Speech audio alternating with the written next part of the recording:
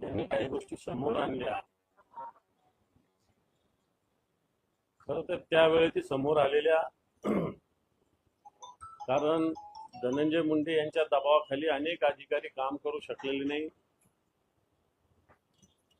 मग त्याच्यात गेडाम असतील,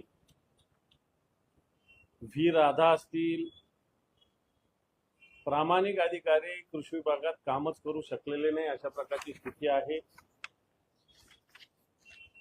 कारण धनंजय मुंडे आणि वाल्मिक कराडच हे खातं चालवत होते. मी सुद्धा काही कामात हा अनुभव घेतलेला आहे.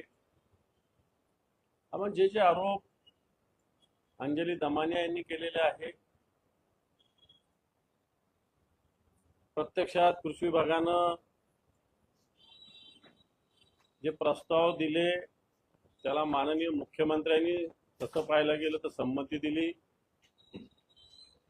याचाच अर्थ सगळं सरकार याच्यामध्ये सहभागी आहे का, अशा प्रकारचा प्रश्न निर्माण होतो.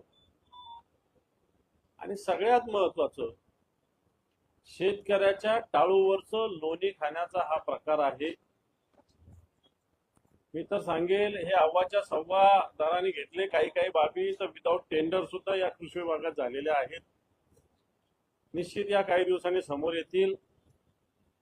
परंतु अशा पद्धतीनं राज्याचा कृषी विभागाचा कारभार सांभाळणारा कॅबिनेट मंत्री असा कारभार करतो आणि राज्याच्या मुख्यमंत्र्याला, त्यांच्या नेत्यांना हे लक्षात येत नाही किंवा त्याच्याकडे ते डोळेझाक करतात. आम्हा शेतकऱ्याच्या टाळूवरचं लोणी खाणाऱ्या अशा मंत्र्यांना ताबडतोब घरचा रस्ता दाखवला पाहिजे.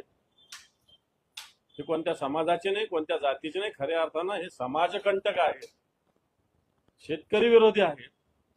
आणि शेतकऱ्याच्या टाळूवरचं लोणी खाण्याचं कधीच कल्याण होऊ शकत नाही. म्हणून मी या राज्य सरकारने ताबडतोब धनंजय मुंडेचा राजीनामा घेतला पाहिजे. नाहीतर येणाऱ्या काळात अधिवेशन आहे, अधिवेशन सुद्धा धनंजय मुंडेंचा राजीनाम्याशिवाय मला वाटत नाही पुढे जाईल. कारण ज्या पद्धतीनं धनंजय मुंडेंचा कारभार, कृषी विभागाचा कारभार आहे, त्याला सरकारचं संरक्षण आहे. गुन्हेगारांना पाठीशी घालण्याचं धनंजय मुंडेंचं काम आहे. वाल्मिक कराड सारख्या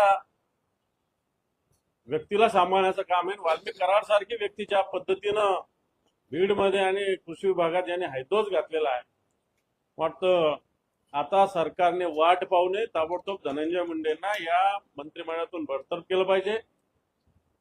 आणि अशा पद्धतीनं जे काम केलं याच्यात सरकारने पुढाकार घेऊन या खात्याच्या कारभारावर, या खात्याच्या मंत्र्यावर आणि या खात्याच्या तत्कालीन सचिवावर सुद्धा गुन्हा दाखल केला पाहिजे. अशा प्रकारची मागणी आपल्या माध्यमातून मी सरकारकडे करतो.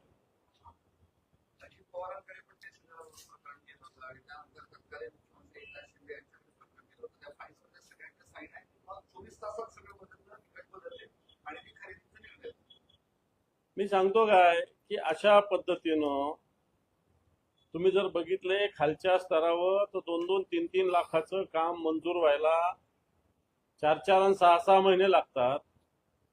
टेंडरच्या प्रोसेसमध्ये कित्येक बाबी अडकलेल्या असतात.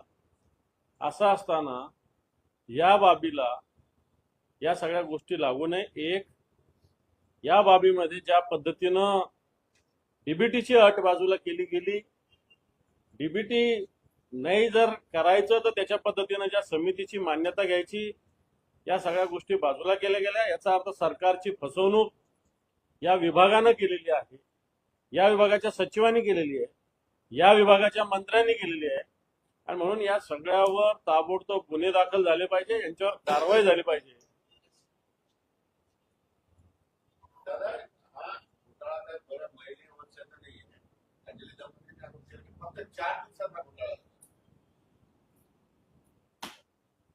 चार दिवसाचा झाला तरी मागे अनेक घोटाळे बाहेर आले. पीक विम्याचा सुद्धा घोटाळा येणार काळात बाहेर येणार.